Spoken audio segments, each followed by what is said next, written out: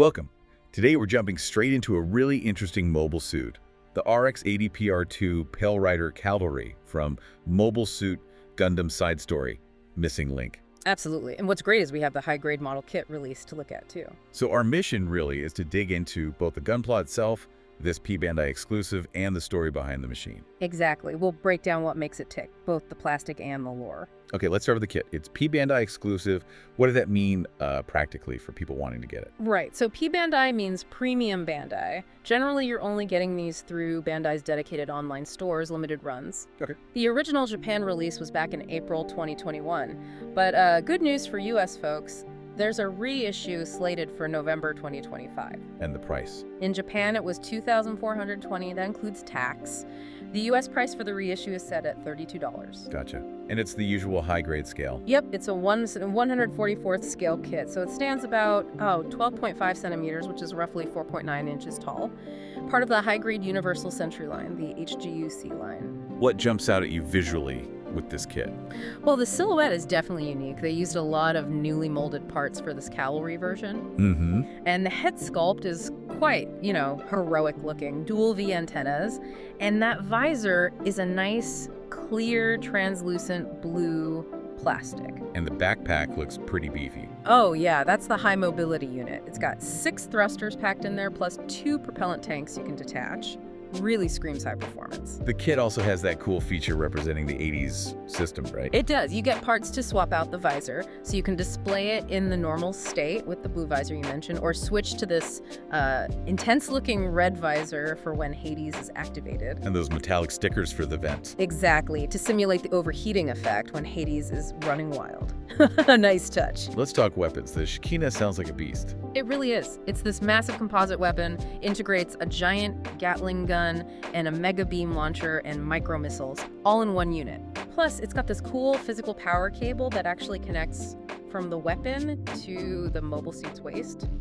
Adds a great bit of mechanical detail. Anything else in the arsenal? You also get a newly molded Beam Javelin. It comes with a clear pink effect part for the beam itself, which is always nice for posing. Now, the kit's engineering is based on tech from around 2014. How does that hold up? It's competent, The articulation is decent for an HG kit of that era. You can get good poses out of it. What? But some joints, particularly the wrists, might feel a little weak over time, especially if you're posing it with that heavy Shekinah weapon.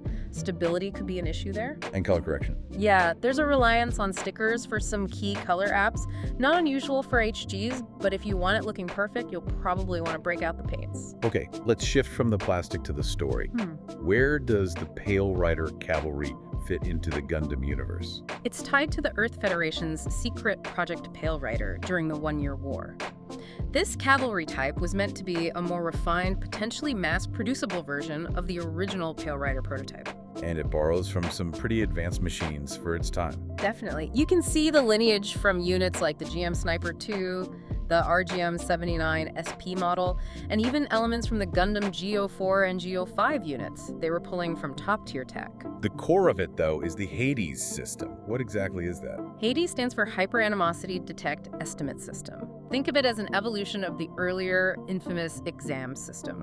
Its purpose is basically to remove all the safety limiters on the mobile suit, pushing performance to the absolute maximum. It also processes combat data incredibly fast, way beyond normal human capability. It sounds intense for the pilot. What are the downsides? Oh, huge downsides. It puts immense physical and mental strain on the pilot. There's a very real danger of the system's AI just taking over completely, sending the mobile suit into a kind of berserker state. So the pilot could lose control entirely. Exactly. It's a massive gamble, trading pilot safety and control for that burst of ultimate performance. And yet, this thing was developed incredibly quickly, something like 2 weeks. Yeah, it sounds unbelievable, doesn't it? But it happened near the very end of the One-Year War. How? A couple of factors. The project lead apparently had significant influence, which helped push things through.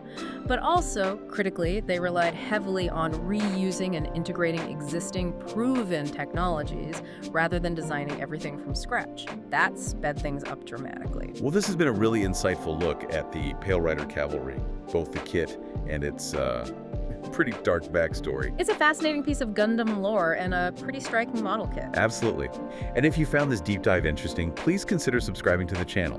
We explore lots of fascinating topics like this one. And just a heads up for everyone listening, this audio track was generated using AI, specifically Google's Gemini. If you happen to notice any factual errors or anything that sounds off, please do let us know down in the comments. We'll try our best to make corrections depending on, our workload. It leaves you thinking, though. About what? About systems like ADs. Military projects always push the envelope for performance. But how far is too far? Where's that line when you start risking the pilot's agency, maybe even their humanity, for the sake of the machine? That's a heavy question. Definitely something to mull over.